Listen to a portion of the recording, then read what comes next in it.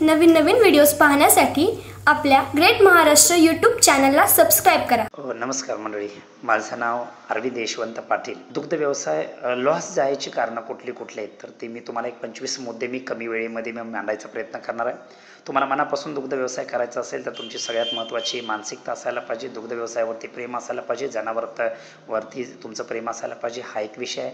2 नंबरला सांगायला तर जनावरांचा गोठा आदर्शाने कमी पैशातला असायला पाहिजे। 3 नंबरला गोठ्याचं बांधकाम अगदी चांगलं सुरेख आणि कमी पैशातला असायला पाहिजे। 4 नंबरचं सांगायला झालं तर कॉन्क्रीटचा गोठा असायला पाहिजे। 5 नंबरचा विषय तुम्हाला समजावून सांगायचा असेल तर कडबा कुट्टी यंत्र तुमच्या जनावरांच्या युनिटनुसार असायला पाहिजे, कुट्टी करूनच चारा त्या जनावराला दिला पाहिजे। 4-5 नंबरचा त्या जनावराला चारा ज्यावेळेला तुम्ही देता त्याचा TMR झाला पाहिजे। मीठ, सोडा आणि मिनरल मिक्सचर हे व्यवस्थित त्या जनावराला गेलं पाहिजे। वजनाच्या 3% जनावराला चारा दिला पाहिजे। टोटल ड्राय मॅटर त्या जनावराला 3% गेला तर त्या जनावराचं चांगल्या पद्धतीचं पोट भरल अशा पद्धतीचं व्यवस्थापनाच्या ह्या गोष्टी तुम्हाला माहिती असणं गरजेचं आहे। त्याचबरोबर हिरव्या चाऱ्यामध्ये चांगल्या गोष्टी असायला पाहिजेत।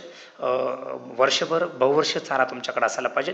एका जनावराला 4 गुंठ्याचं प्रमाण असायला पाहिजे। 10 जनावराच्या पाठीमागं 1 एकराचं युनिट तुमच्याकडे असायला पाहिजे मंडळी।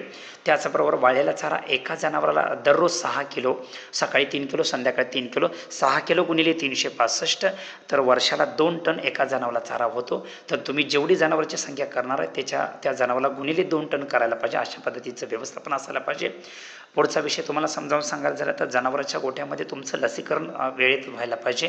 त्याच्याही पुढे जाऊन तुम्हाला सांगायचं झालं तर लसीकरणाबरोबरच तुम्हाला जंताचं औषधसुद्धा त्याच्या अगोदर तुम्हाला द्यावंच लागणार आहे।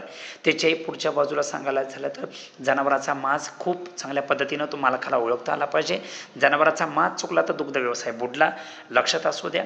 त्याच्याही पुढं कृत्रिमरित्यानं जनावर भरवायचं आहे, गावातला वळू अजिबात वापरायचं नाही। वळूनं काय होतं त्याचं ब्लड लाईन तुमच्या गोठ्यामध्ये चांगली तयार होणार नाही, यासाठी कृत्रिम रेतनाचा वापर करत चला। सगळ्यात महत्त्वाचं जनावर भरवत असताना तुम्ही बारीक ज्या गोष्टी ते डॉक्टरांच्याकडनं समजावून घ्यायचं।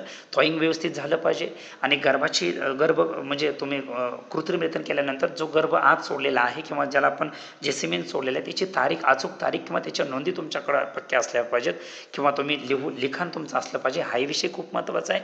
त्या जनावरांच्या गोठ्यामध्ये तुम्ही जे जनावर भरवलं आहे त्याची नोंद असल्यानंतर त्या जनावरावर ते वेळेत लक्ष असायला पाहिजे। 2.5 महिन्यानंतर ते 3 महिन्याच्या दरम्यान त्या जनावराची योग्य गर्भाची तपासणी झाली पाहिजे, हाही विषय खूप महत्त्वाचा आहे। त्या जनावराला ज्याला आपण ड्राय म्हणतो, ज्याला आपण भाकड काळ म्हणतो, ज्याला जनावराला आटवणे म्हणतो, आटवण्याचा काळ त्याचा व्यवस्थित असायला पाहिजे। गाई 7व्या महिन्यात आटवल्या पाहिजेत। 8वा आणि 9वा महिना हे 2 महिने त्याला खूप चांगल्या पद्धतीनं त्याला आटवलं पाहिजे आणि 2 महिने त्याला विश्रांती दिली पाहिजे।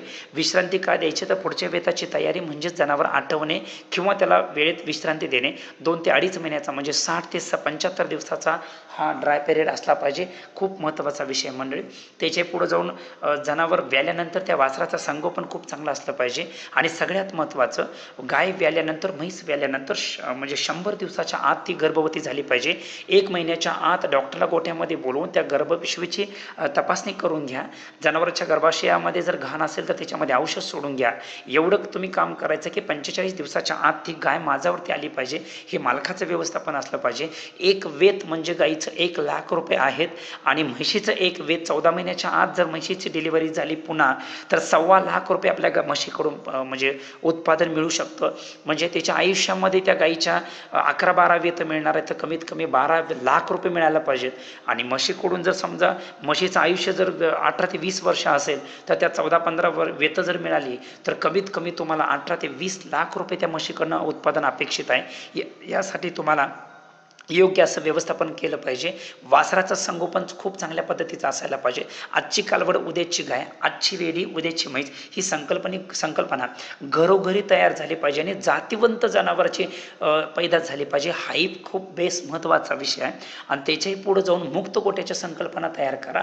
आणि एवढंच नाही तर दुग्ध व्यवसाय करत असताना ज्या बारीक गोष्टीकडं लक्ष देत चला, खूप चांगल्या पद्धतीनं दुग्ध व्यवसाय करता येतो। तर मंडळी 5 मिनिटाच्या ह्या ऑडिओ क्लिपमध्ये किंवा व्हिडिओ क्लिपमध्ये मी एवढं सांगतो, हे सगळं जाणून घेण्यासाठी तुम्हाला आमच्या मायक्रो ट्रेनिंग सेंटरवरती तुम्हाला 2 दिवसाचं निवासी ट्रेनिंग आहे, तर यासाठी तुम्हाला यावंच लागेल मंडळी। माझा फोन नंबर आहे 7588 064 529। त्याचबरोबर 9860 76 44 01 ह्या नंबरवरती तुम्ही जरूर कॉल करा। ट्रेनिंगला या नाही या, पण तुमच्या गोठ्यामध्ये अडचणी असतील तर आमच्याकडनं जरूर जाणून घ्या। धन्यवाद मंडळी, धन्यवाद।